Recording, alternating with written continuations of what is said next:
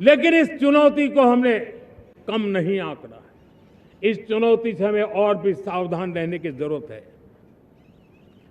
वर्षों तक देश की सत्ता में माओवादी सोच के लोग गलियारों में अपनी जगह बना करके बैठे थे। सरकारी कमेटियों में सलाहकार के रूप में भी ये माओवादी सोच ने नीतियों को प्रभावित किया था। मेरे प्यारे देशवासियों, जंगलों में हमें हथियारी नक्सलों का खात्मा बुलाने में, उस संकट से देश को मुक्त कराने में सफलता मिली है।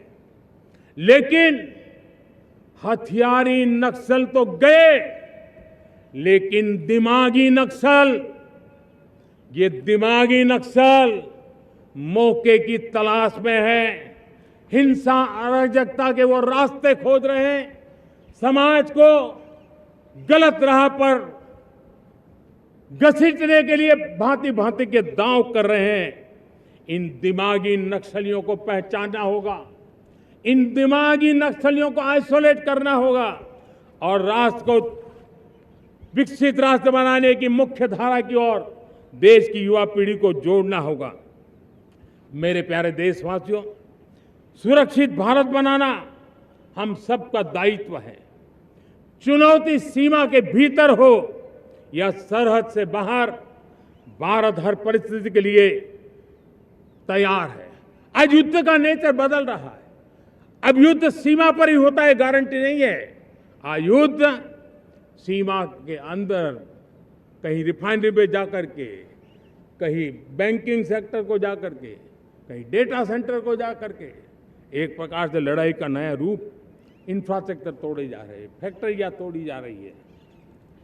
हमने मिशन सुदर्शन चक्र की पिछले सालों घोषणा की थी, बहुत तेजी से उस पर काम चल रहा है।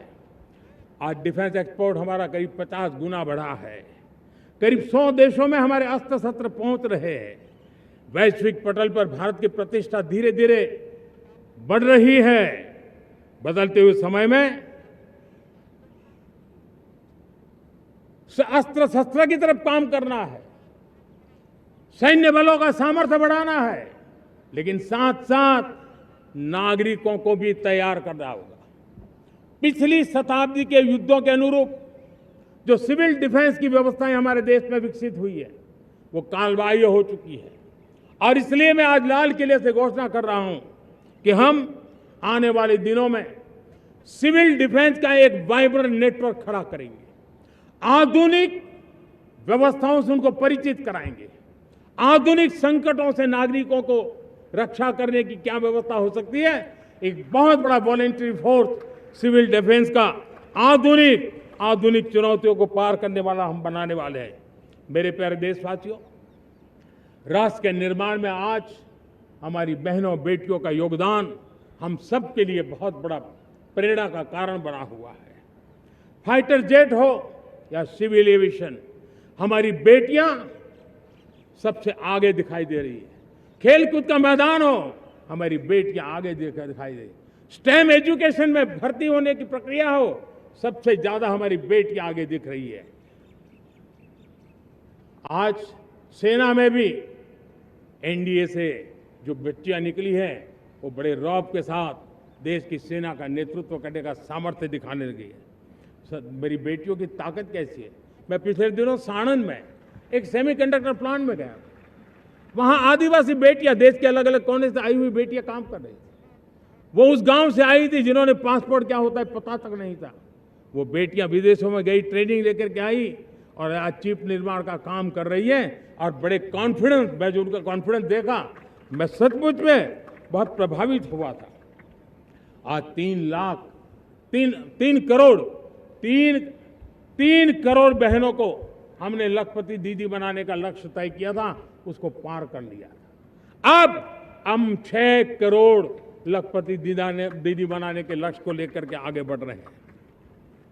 3 करोड़ नई लखपति दीदी बनना मतलब ग्रामीण अर्थव्यवस्था में बहुत बड़ा बदलाव मातृशक्ति के द्वारा आने वाला है।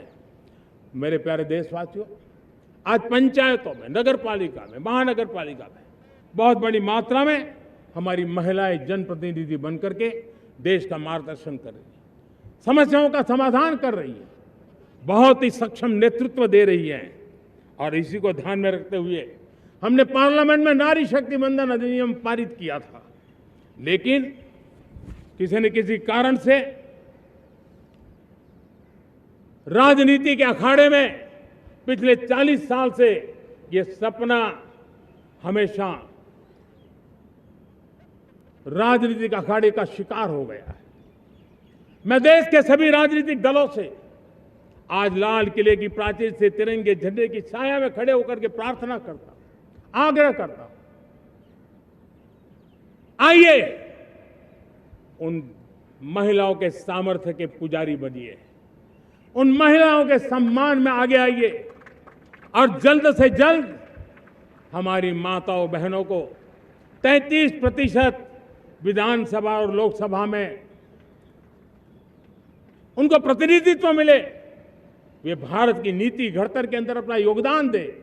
समय की मांग है और मैं सभी राजनीतिक दलों से फिर से आग्रह करता हूं, आइए महिला आरक्षण लागू करके महिला सम्मान में आप भी जुड़िए, आप भी यश लीजिए, आप भी क्रेडिट लीजिए, लेकिन मेरी माताओं बहनों को हक दीजिए।